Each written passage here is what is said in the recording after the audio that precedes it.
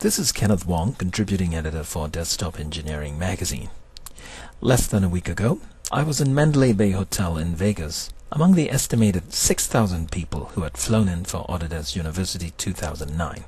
It's no surprise to me that I got to rub shoulders with the likes of Autodesk technology evangelist Sean Hurley and heard from longtime AutoCAD expert Lynn Allen. But would you believe me if I tell you that a few Solidworks bloggers were in attendance as well? True. During the bloggers social, I came across Alex Ruiz, better known as Solidworks Geek, and Josh Mings, better known as Solid Smack. Later, I'll get to what one of them said about the conference by Autodesk, a rival company of SolidWorks.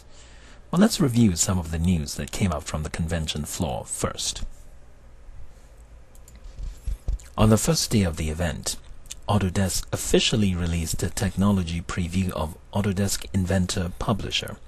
This is now available for download and trial from Autodesk Labs. It's a package that lets you publish interactive 3D product documentation. This is an excerpt from a demonstration video from Autodesk. What I've seen of Inventor Publisher reminds me a lot of 3D via Composer, also a 3D documentation and animation publishing program from Autodesk's rival Dassault Systems.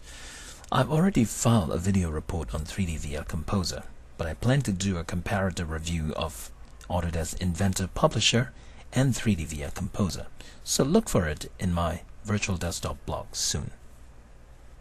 Most people tend to associate Autodesk's bread and butter AutoCAD with 2D drafting and drawing, like this one. But you might not realize that it has evolved quite a bit, with 3D modeling functions added to it. Here's how you might do freeform modeling, for instance, in AutoCAD 2010, the latest version.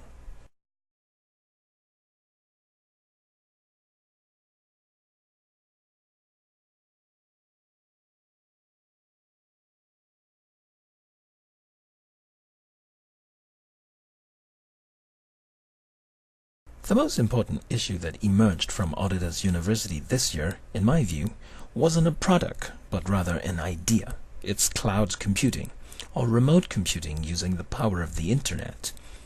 Imagine a day in the future when you don't have to install or upgrade your CAD software, but instead you can simply fire up Firefox or Internet Explorer and use the software straight from the browser window. Well, early signs of this approach can be seen in Project Twitch, an experimental technology that lets you run a copy of AutoCAD or Inventor installed somewhere on a remote server connected to your machine via the internet and a small thin client. That means you could be running Inventor without a copy of it installed in your own machine. For more on this, read my blog post, Autodesk Twitching in the Cloud. At the moment, the technology requires a pretty broad data pipeline, 5 MB to be precise, along with a powerful CPU. The promise of cloud computing is that one day you could run heavy-duty software applications from a low-power consumer PC, because you can simply let a remote CPU with a much greater computing power do the number crunching. It's been 3 eye-opening days of classes, keynotes, mixers, and networking events. So what does a SolidWorks user think of this event? Here's what Josh Mings have to say.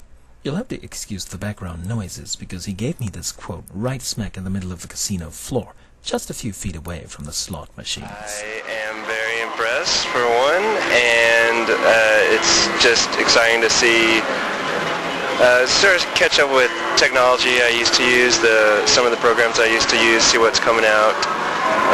Seeing what this company is doing different from Dassault and PTC and SolidWorks, and what they're doing the same, and what kind of new ideas they have. So it's so far it's been there's been some impressive things and some things I'm not too surprised about. So first impressions are very good. It's a pleasure to be here. Before we wrapped up, I'd like to point out that the Sean Hurley you saw on day 3 of Autodesk University looks quite different from the one you saw on day 1.